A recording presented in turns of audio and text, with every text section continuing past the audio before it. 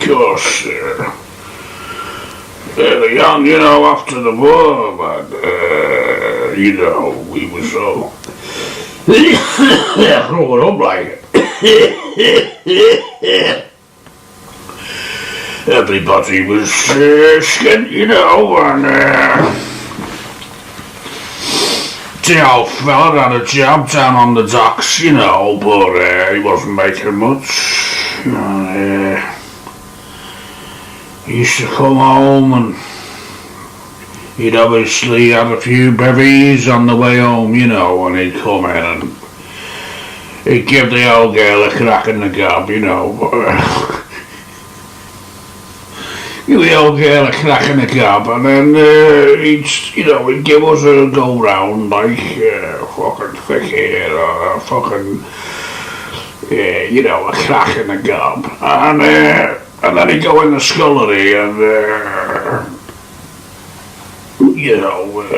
get himself tacked up like tacked up. We never got no birthday presents or Chrissy presents, anything like that, and we had an old pram, but we ripped the wheels off it, and nailed the axles onto a bit of a plank, and we had a bogie. That's what we called the bogie, We used to go round, pulling each other along, and or going down the hill. And we weren't allowed to have no pets, no nothing like that,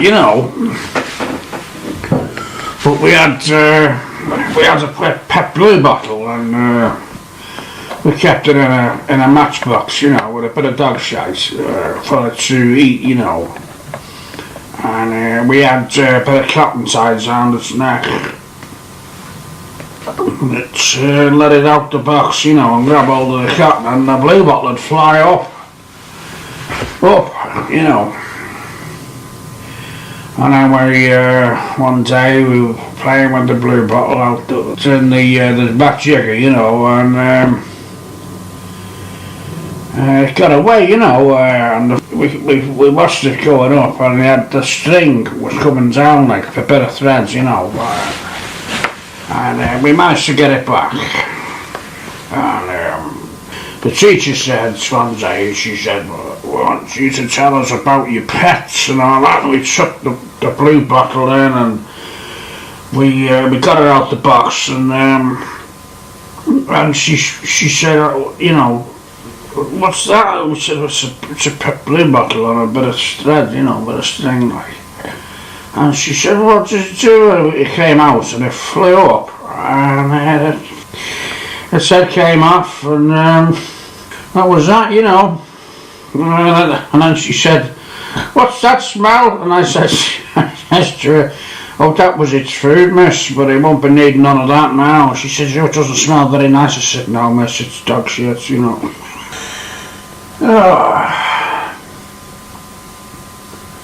Of course,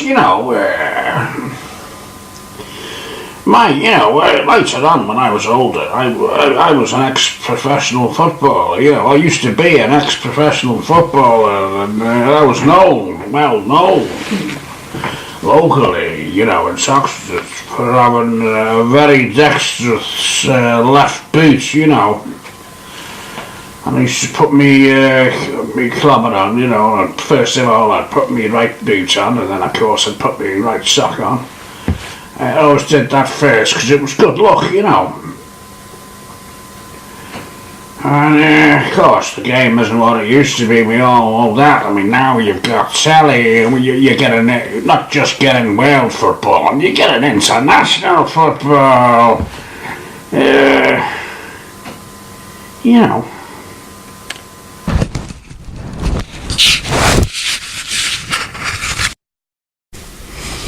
We got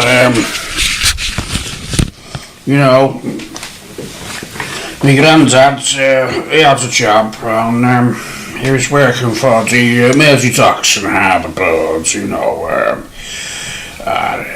had a pretty good job, and it was a regular income, you know, and he used to treat us once a year and take us over the water, you know, to Morton, you know, Morton Shore, and I remember this one time he was waiting at just by Penny Lane there to get on the bus, and he started rooting through the this fucking paper bin, you know. Where's paper bin? Next to the bus stop, and he pulls out this coat and it was all twisted and fucking bent, and we was embarrassed, you know. But he looked like a fucking tramp, you know, rooting through, and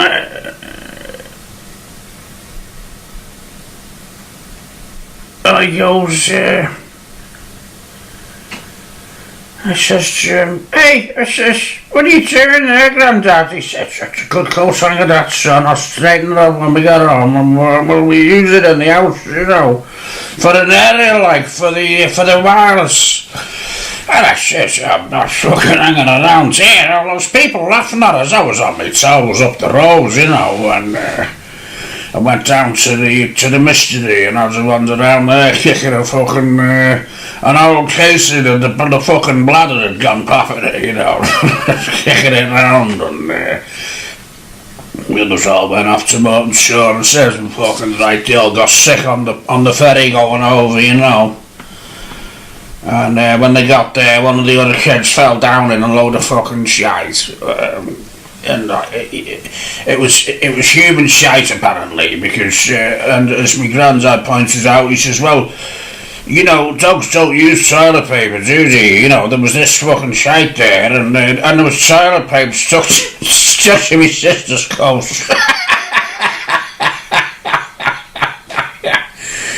Oh, well, yeah.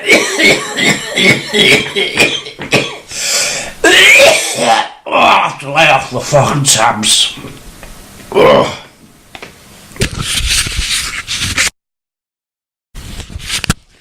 I remember when, of course, my Uncle Jack, he was in the Royal Air Force, you know, during the latter part of the war, like, you know, he was a proper, an aeroplane fitter or something like that, you know. And he had a nice little house in Gattaca, and he used to let me go down there, and he has an air gun, you know. And we'd be popping off tin cans and all that in the garden up against the fence, you know, where the trains go past. And he had a few quid to my Uncle Jack, you know. He bought this, like what you call a tape recorder, you know, and German it was, very good make, German. And he had all the gear, you know. He said to me, hey, I've got all the gear here. He said, he went to Hilton Park, you know, to watch the motorbikes racing around. And he had a motorbike himself, you know. He had a Triumph Speed Twin, very good make, very fast bike in its day, of course, you know.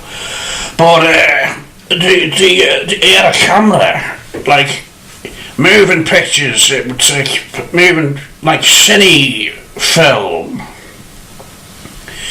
And he goes, he says to me, he says, we need to make, he showed me the film and it was alright, you know, and you could see all these blokes and these geezers racing around the track, but there was no sound, all you could hear was the clatter of the fucking, the projector, you know. And he says, I know, he says, he said, let's get the tape recorder going, and we'll make a tape and it'll sound like the motorbikes. And of course, me being a bloody soft shite, he roped me in, and I had to stand there with the microphone looking at the bikes going on around the track, and he said, make a noise like a motorbike. So I was going like that,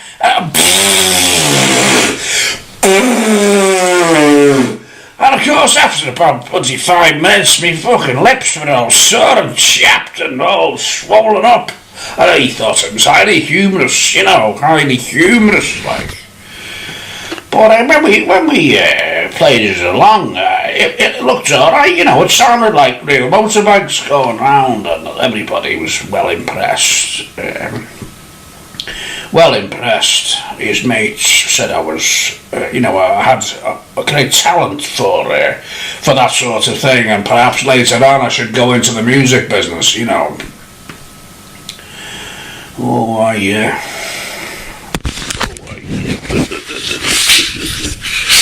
And they knew this bloke.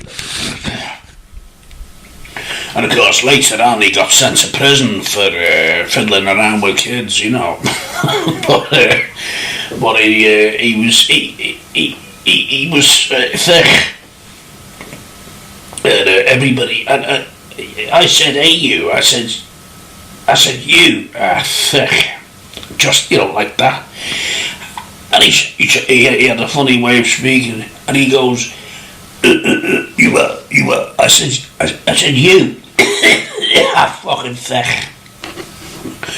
And he went off, and anyway, the next time I saw him, I seen him coming out of the sturgeons, the greengrocers, and I says, "Hey, that's you. You are thick, aren't you?" And he goes, yeah. That's what he sounded like, He went to Moulton in the end. He got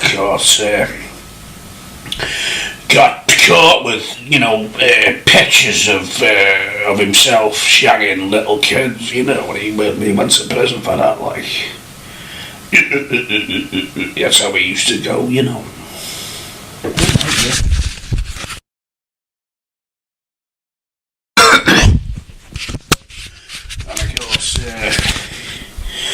My grandparents didn't, they didn't like me at all. I was like very unruly, and I was very rude. And they used to say, well, I don't know where he gets it from, all this swearing, and blaspheming. They were quite proper people, very, very cultured people, from Liverpool.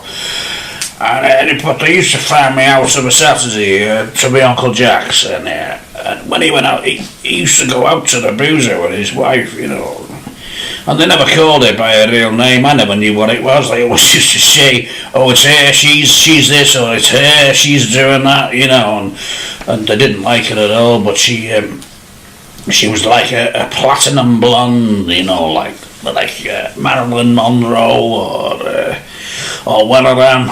And she had a great big pair of Bristol Cities. And my Uncle Jack thought she was great. And I used to take her out on a Saturday. And I used to be able to stay in their house on my own and have a glass of milk and a biscuit, before I went to bed. And I was rooting through. I went into their bedroom, and I was having a look around, and found all their knickers and all that, bras, and in this top drawer, and then I found like an envelope, and it had photographs in it, and there she was with her tits out, and my Uncle Jack had been taking pictures of her, and she was pushing her tits out, and there was a one with a fucking big, like a moon in the way. I couldn't believe it. I never saw her in the same light again after that, I can still remember her now. She was a great big smile. I suppose she must have been bevies, lifting her tits up, and Uncle Jack clicking away with his fucking Brownie automatic, Instamatic or whatever it was, Auntie Joan, that was what her name was, Joan. Oh, I'd marry a wank thinking about them tits. Great big tits they were, fucking big tits,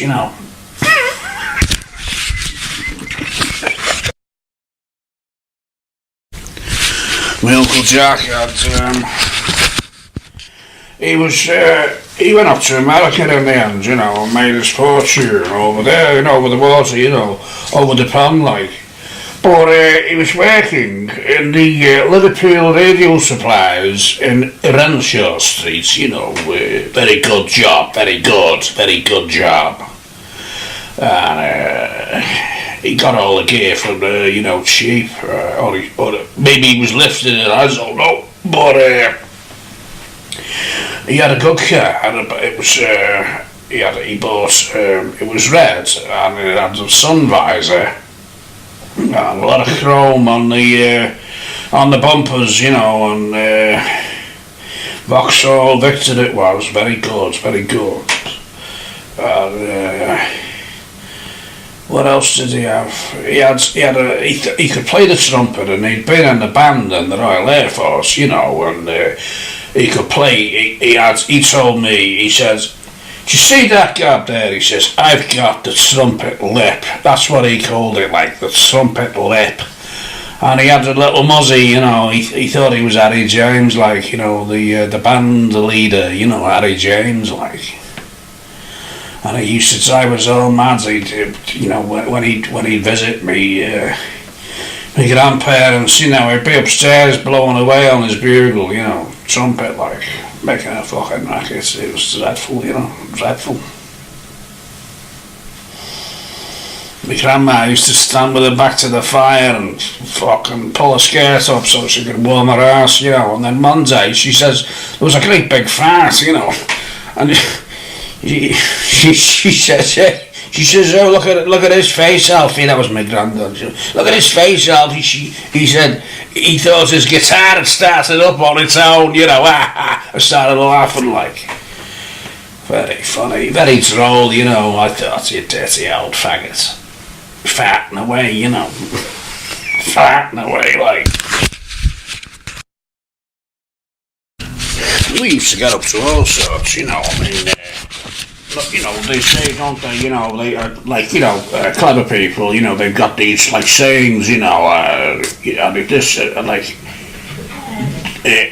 the devil will make idle work for your idle hands, or something like that, you know, we goes, this lad's, Beghead his name was, or was it Brasnack, or was it Rubbergab? I think it was Rubbergab. Anyway, Rubbergab's dad had been in the war, you know,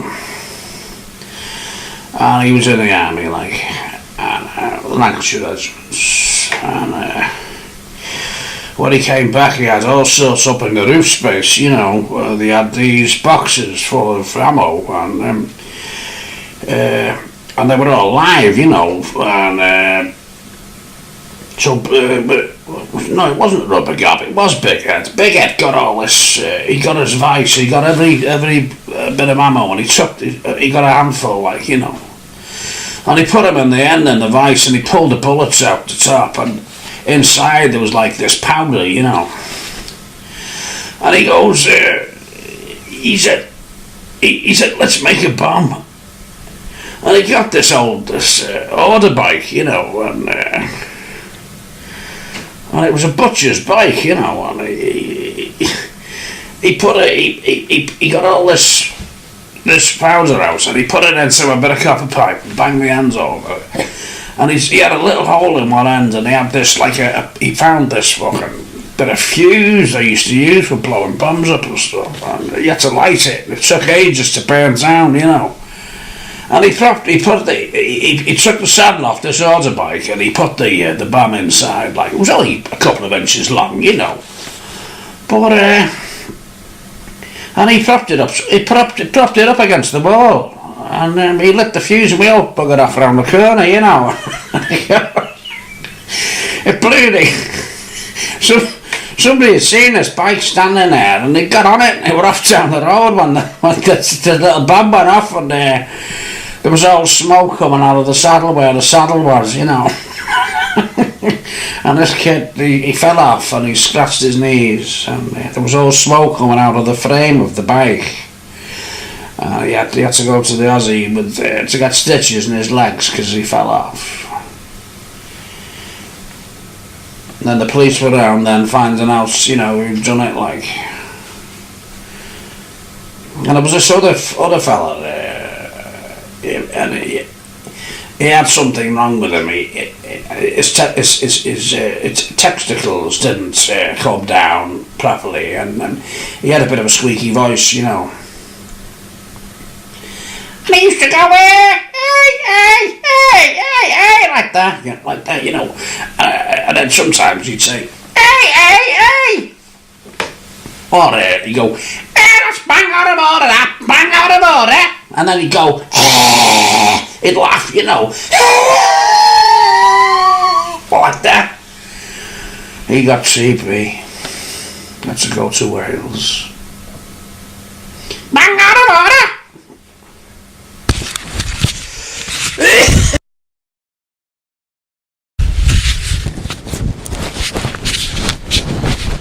And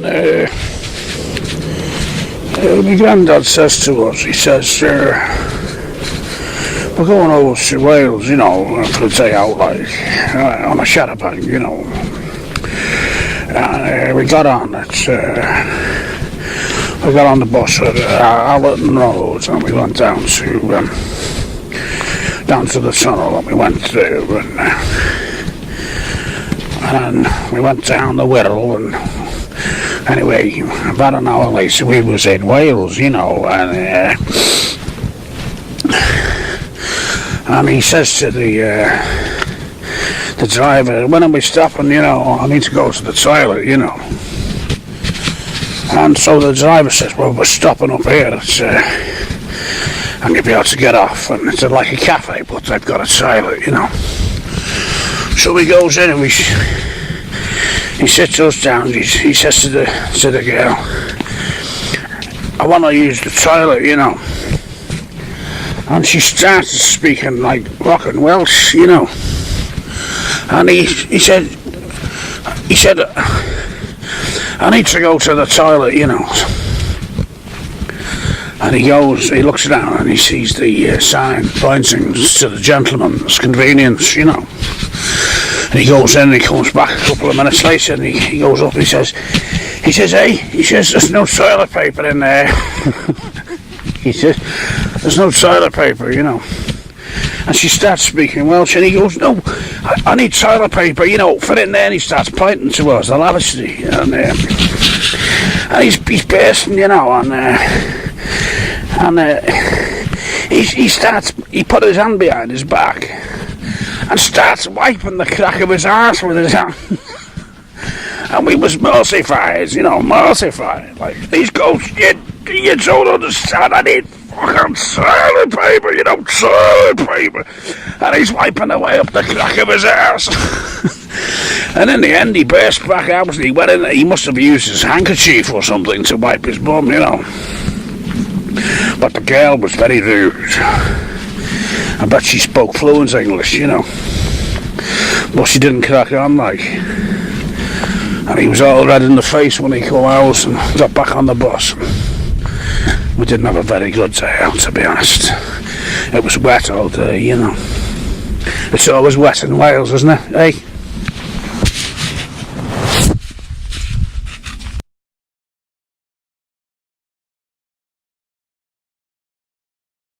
I think I might write a few songs, you know, because I can play the guitar, you know, and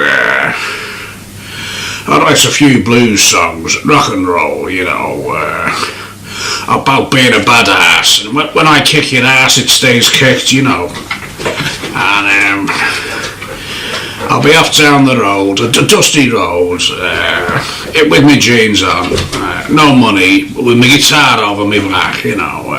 It'll be a long road and wet and dusty, and the sun will be baking down, and it'll be pissing down with rain, with my thumb out. And then an arctic will go through a puddle and fucking soak me, you know. But then I'll meet a biker chick and a fucking greasy spoon, you know, and I'll have her drawers down in the toilets, and then I'll fuck her off, because I'm too mean for my own good. She'll be begging me not to go, and I'll just tell her to fuck straight up, you know. And then again, I'll be on me way, rambling on down the road, without a care in the world, no money in me pockets and holes in me shoes. I'm too bad for my own kicks, and I've got the mean ass blues, and I'll put a couple of riffs in there, you know, like Ben Gunn, you know, because I can play that, you know. And then at the end, I'll probably get arrested and put in jail, you know. But that'll make a great song, that, won't it, you know. Oh, I'll be off down the roads with the badass blues. And me kicks, me blue ass jeans, and another couple of fucking brass fans stood up together, you know.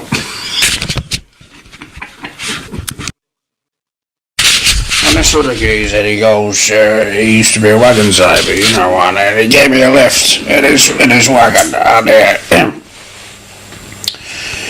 I was going down a Lutton Road, and I'm going down towards Queen's Drive, and we had to stop at the Pelican Crossing, you know, and there was two nuns coming across, and they started coming across, and as they got just by the wagon, he rolls the window down, and he says, "Hey girls, give us a wank with your bum."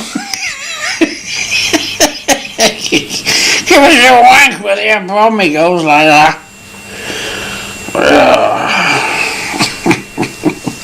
I was born to stink, you know. I wrote the song first, it was born to stink, like that.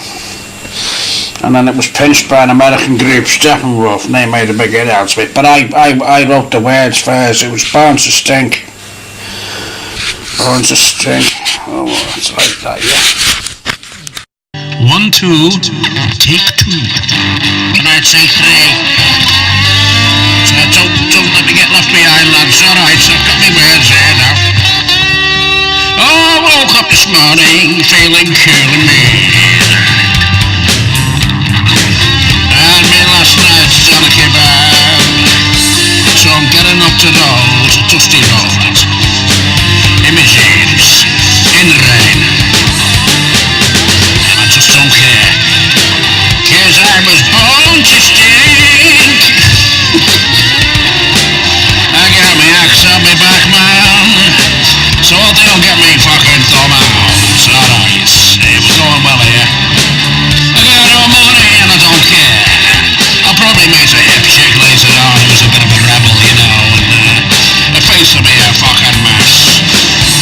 Until I get into the cars here and get her drawers down. She'll be begging for more and I'll tell her to piss off and give it a crack in the gap, you know. 'Cause that's rock and roll, isn't it, you know? Rock and roll, yeah!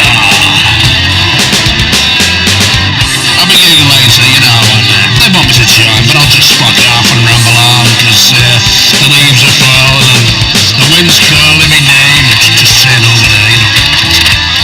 And I'm dead enigmatic, and I'll be howling at the moon, 'cause it's lonely under this hedge, you know.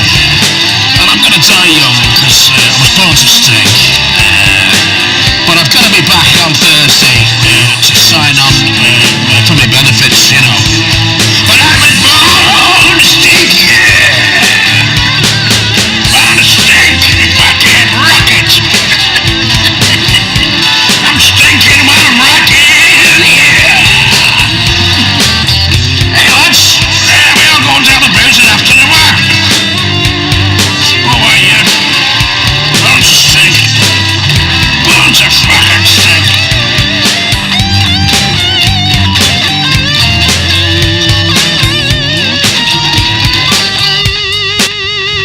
Oh, take 2, take 3. Get stuffed.